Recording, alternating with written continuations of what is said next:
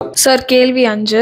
சிறுபான்மையர் பெண்களுக்கு சுயதொழில் தொடங்க வட்டி இல்லாத கடன் வழங்கப்படும் மற்றும் மாற்றுத்திறனாளிகளின் கூட்டுறவு வங்கி கடன் தள்ளுபடி செய்யப்படும்னு அறிவிச்சிருக்காரு. இதை பத்தி கொஞ்சம் சொல்லுங்க சார். இது வந்து மிக சிறப்பான ஒரு தேர்தல் வாக்குறுதியா தான் நான் இந்த இடத்துல பாக்குறேன். என்ன அப்படின்னா, சிறுபான்மை பெண்கள் வந்து சுயமா தொழில் செய்வதற்கு போதுமான பண வசதி இல்லாதவங்களுக்கு இது வந்து மிகப்பெரிய ஒரு உதவுகோலாக தான் இருக்கும். என்ன அப்படின்னா, கடன் கொடுக்கறது மட்டும் இல்லாம அதுக்கு வட்டி வாங்காம இருக்கிறது, இது வந்து ஒரு நல்ல வாக்குறுதியா தான் நான் இந்த இடத்துல பாக்குறேன். ஏன்னா பெண்கள் எப்பவுமே சுயமாக தொழில் செய்து தனக்கான ஊதியத்தை உயர்த்தி கொள்வதற்கும் சுயமரியாதையாக வாழ்வதற்கும் இந்த வாக்குறுதி வந்து ரொம்ப முக்கியமானதா பார்க்கப்படுது. அதே நேரத்தில் வந்து ஒரு சிறுபான்மையினர் பெண்கள் ஓட்டை வந்து கவர் பண்றதுக்கு ஒரு சரியான வாக்குறுதியா பார்க்கிறேன். ஏன்னா ஒரு குடும்பத்துல வந்து பெண்ன்றது வந்து ஒரு முக்கியமான ஒரு விஷயமா பார்க்கிறோம். ஏன்னா இன்னைக்கு பெண் வந்து ஒரு கட்சிக்கு ஓட்டு போடுறதும் ஆண் ஒரு கட்சிக்கு ஓட்டு போடுறதும் இருக்கிறது குறைவா இருக்கும். ஏன்னா இவர்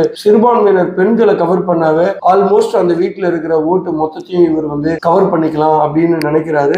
ஏன்னா நடந்து முடிந்த நாடாளுமன்ற தேர்தலாக இருக்கட்டும், சட்டமன்ற தேர்தலாக இருக்கட்டும், பெண்கள் வாக்கு வந்து அதிகமாக வந்து திமுக கூட்டணி கட்சிகளை குறிவைக்கப்பட்ட ஒரு வாக்குறுதி. அந்த குறிப்பிட்ட அந்த வாக்குறுதியை வந்து எடப்பாடி பழனிசாமி அவர்கள் சிறுபான்மையை ஓட்டை கவர் பண்றதுக்காக இந்த வாக்குறுதியை வழங்கி இருக்கிறதா தான் இந்த இடத்துல நான் பார்க்கிறேன்.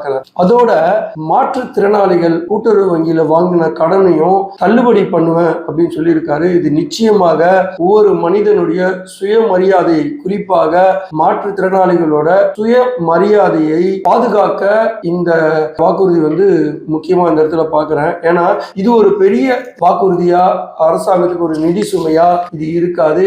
இந்த கடன் வந்து பாத்தீங்கன்னா குறைஞ்ச அளவுல தான் இருக்கு. இது வந்து ஒவ்வொரு மனிதனையும் சுயமரியாதையை உயர்த்தி பிடிப்பதற்கு மிகுந்த முக்கியத்துவம் வாய்ந்த வாக்குறுதியா தான் பாக்குறேன். ஆக மொத்தம் இந்த இபிஎஸ் வந்து இரண்டாவது கட்டமாக 5 வாக்குறுதிகளும் கொடுத்திருக்காரு. இந்த 5 வாக்குறுதிகளும் வந்து பாத்தீங்கன்னா மிக மிக முக்கியம் வாய்ந்ததாகவும் தமிழகம் முழுக்கும் இது ஒரு பேசப்படும் செயலாகவும் தான் பார்க்கப்படுது.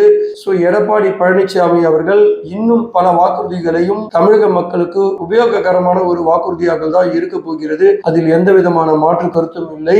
இது தமிழக மக்களுக்கு உதவக்கூடியதாக இருக்கும். மேலும் பல வாக்குறுதிகளை எடப்பாடி பழனிசாமி அவர்கள் வழங்குவார்கள் என்பதை பொறுத்திருந்துதான் பார்க்க வேண்டும். என்ன மாதிரியான வாக்குறுதி கொடுக்க போறாருன்னு. மீண்டும் இதே போல ஒரு நிகழ்ச்சியில் நாம பங்கெடுப்போம். அது வரைக்கும் உங்களிடம் வந்து விடைபெறுவது ஹரிகிருஷ்ணன். அனைத்து HKS வாய்ஸ் நேயர்களுக்கும் நன்றி.